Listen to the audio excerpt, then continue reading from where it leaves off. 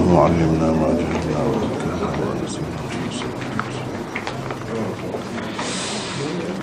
Kitanya telah sampai ke muka surat 930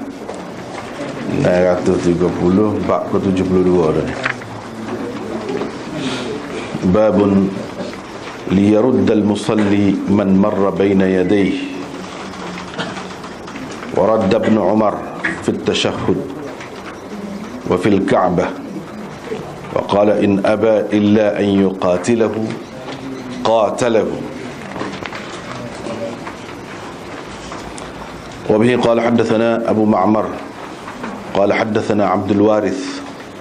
قال حدثنا يونس عن حميد بن هلال عن أبي صالح أن أبا سعيد قال النبي صلى الله عليه وسلم قال وحدثنا آدم بن أبي إياس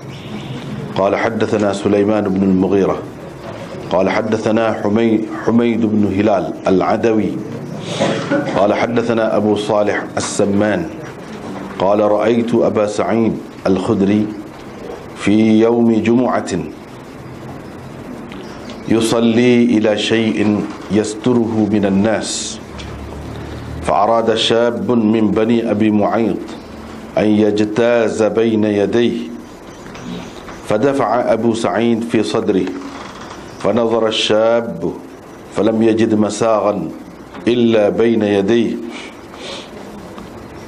فعاد ليجتازه فدفعه أبو سعيد أشد من الأولى فنال من أبي سعيد ثم دخل على مروان فشكى إليه ما لقي من أبي سعيد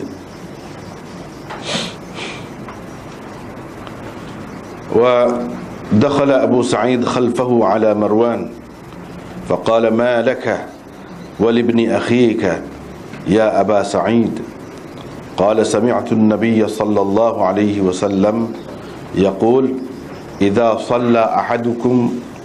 إلى شيء يستره من الناس فأراد أحد أن يجتاز بين يديه فليدفعه فإن أبى فليقاتله فإنما هو شيطان.